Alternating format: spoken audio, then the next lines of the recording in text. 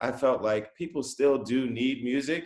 And they may be listening a little less than they were before, but they're still listening a lot. And I was so ready to put it out. It was like bursting from me because I was so excited about it. You have released your single, Bigger Love. Yes. Yeah, and I saw it on your Instagram page.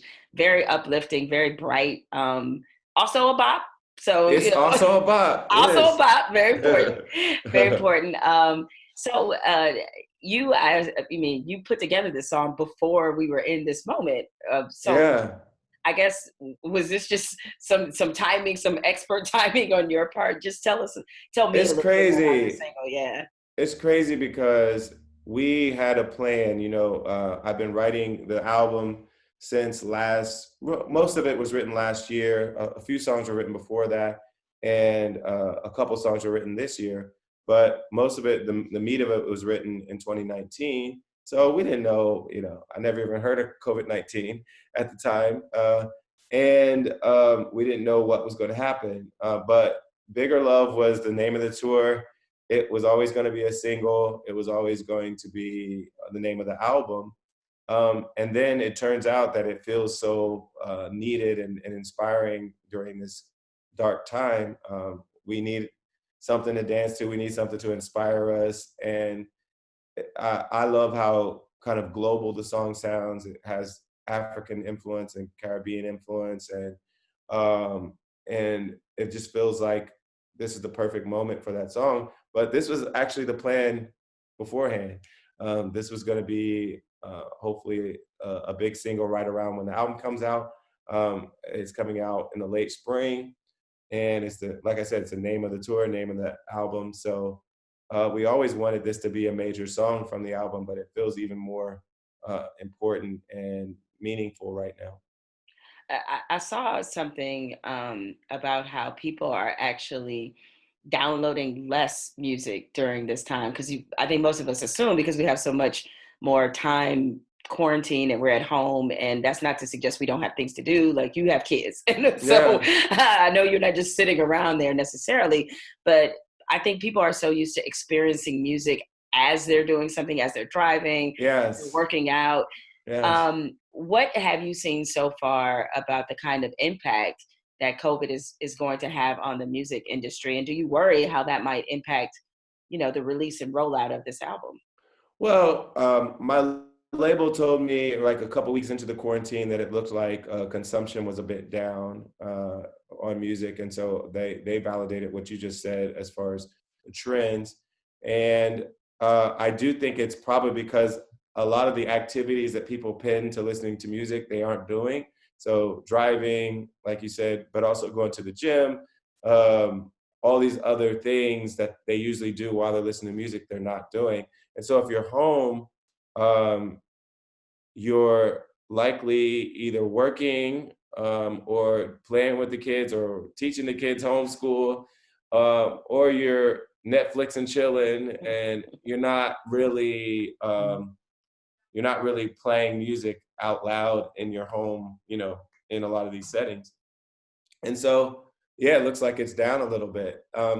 So the quandary for every artist that had music ready is, do I still put it out at this time, or do I wait for this to be over? And for me, I felt like people still do need music, and they may be listening a little less than they were before, but they're still listening a lot. And I was so ready to put it out. It was like bursting from me because I was so excited about it. I couldn't imagine waiting until this whole thing is over because as much as we don't want to believe it, like, this whole thing might not be over for another year. We might be doing some modified version of social distancing for a year or so until we get a vaccine or a reliable cure.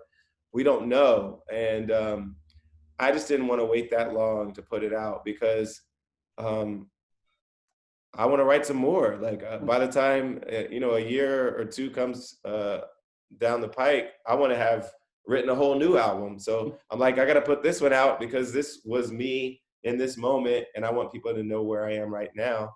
And then the next album I put out after all this is over will be me where I am then. So I want it out, so I'm gonna put it out. It might be worse performing. It might do fewer numbers during this time, but I just feel like I have to put it out. It's like I said, it's all the creative energy I put into it. I need people to have it. I can't wait. I can't wait a year for it. So when do you plan on putting this out? I think it'll be like, I think the current plan is the first week of June. We have a little bit of work to do still, like some mixing and overdubbing and a couple other things, but I think we'll have it ready by then.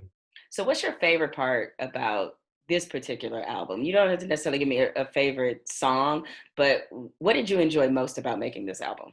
This album is so fun. It's crazy because it's coming out in this dark time, but the album really is fun.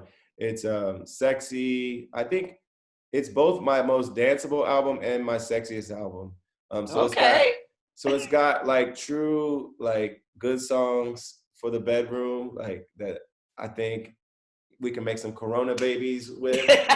And and it's got some really good bops that are like really danceable and fun. And it's colorful, it's soulful, it's got a lot of different influences, and I'm really excited for people to hear it. Well, the one thing I've always enjoyed about listening to you is that I mean, you may tell women to basically take their panties off, but you do it in a very Classy way. classy way, like classily get naked, classily, whatever. So, Yes. so I've always appreciated the fact that The the it's polite raunch. the first song on the album actually kind of almost is the perfect manifestation of what you're talking about. It's called Ooh La, and the whole conceit of the song is that Ooh La is talking about Is that a euphemism? yes, it's a euphemism.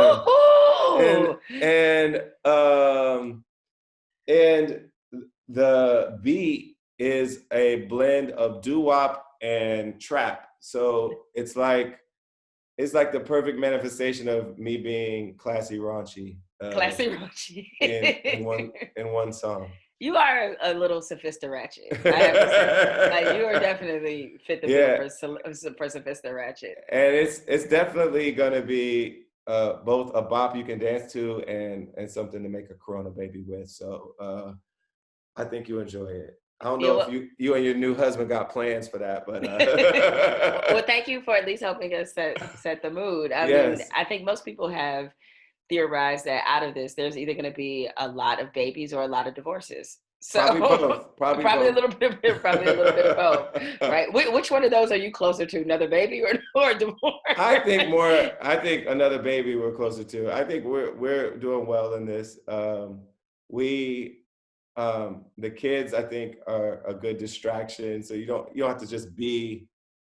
For you two, it's just you two. Right, but right. but for us, the kids entertain us. We got other things going on in the house, so we don't have to be on top of each other every second. But I think that is a challenge for a lot of couples because you're used to going to work, you're used to having other distractions, and this is a real test to make Yeah. sure y'all really do get along like you thought you did. Well, at least we had sort of good training because I got married in November of 2019, and then we went on a honeymoon for a month. Yes. So on the honeymoon, like we were clearly together Yeah. every single day, Yeah. no breaks. So we were sort of already used to it. Other people have noted this, and I'm going to ask you if this has been your experience. Do you notice that you have to maybe if you're going to argue or disagree, like you have to do it a little bit differently because you're trapped in the house together? I feel like you want to resolve it more quickly, because it's like you can't just be because you can't walk away. It's like you got to resolve it more quickly so you can live with each other. So I think that's what I think we've actually had more healthy arguments in this situation because you just got to get through it, and you can't like ignore it because you're there.